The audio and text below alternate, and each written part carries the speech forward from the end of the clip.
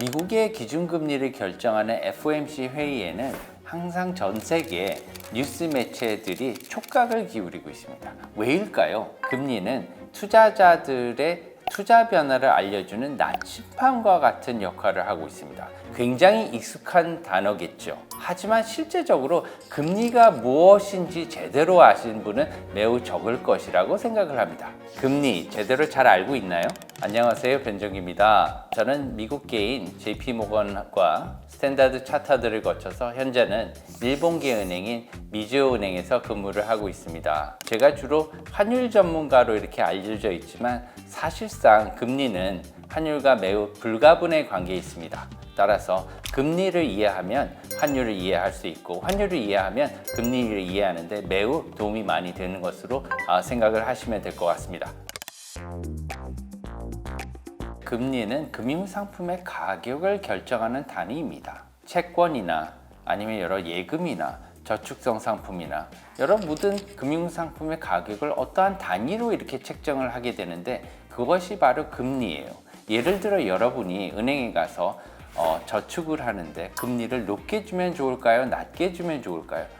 높게 주면 당연히 좋겠죠. 이것은 가격을 굉장히 높게 쳐준다는 거죠.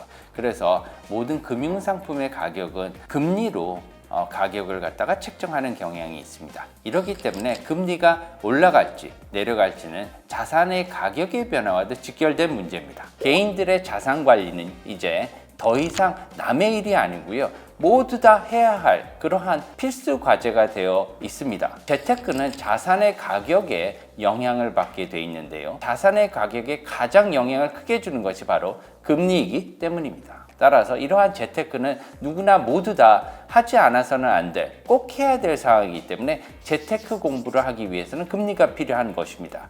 금리의 방향을 알게 되면 부의 흐름을 이해할 수가 있을 겁니다. 코로나19 이후에 저금리 정책으로 인해서 금리가 거의 0% 가까이, 어떤 경우에서는 1% 이렇게 낮게 금리를 조달할 수 있게 되었어요. 이러한 영끌족이라고 하는데요. 부동산을 많이 매입을 했죠. 매우 저렴한 금리로 부동산을 구입했던 것입니다. 하지만 이러한 물가가 오름에 따라서 금리가 다시 오르게 됐는데요.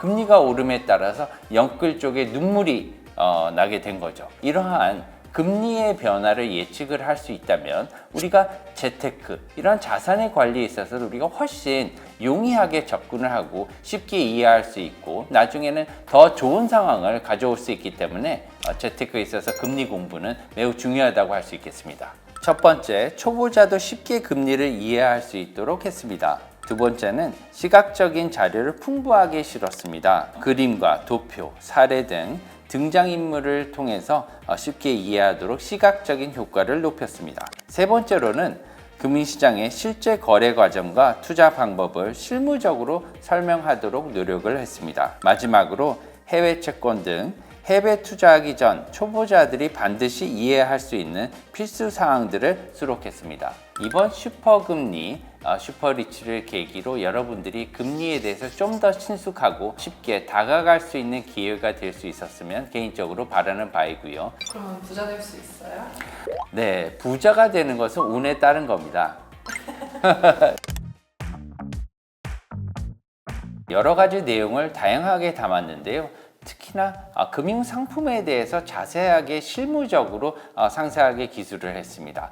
변동금리에 대해서도 여러 가지 상품이 많이 나와 있는데요. 변동금리와 고정금리의 차이, 그리고 그것을 어떻게 실무적으로 여러분들이 이해하고 활용할 수 있는 방안에 대해서도 실무적으로 제가 예시를 들어서 많이 설명을 자세하게 해놨습니다. 여러 단기 상품과 장기 상품, 채권을 주로 얘기하겠죠.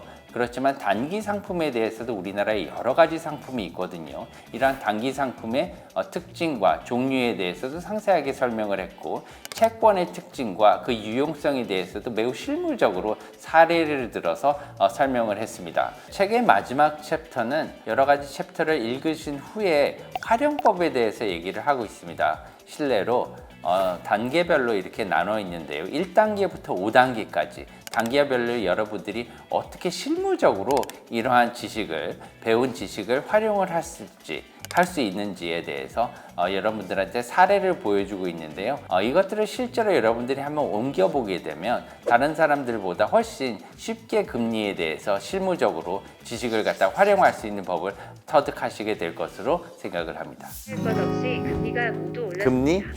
그냥 지나치면 안 되죠. 골을 넣으려면 타이밍과 정확한 계산이 필수적인 것처럼 재테크의 시작도 금리에서 출발합니다. 금리부터 알아야 돈이 어떻게 움직이는지, 자산의 흐름이 한눈에 들어오기 시작하죠. 자산 관리의 첫 단추이자 재테크의 핵심인 금리. 이 한 권에 모든 걸 완벽하게 담아냈습니다. 이제 금리와 썸 탈 준비 되셨나요?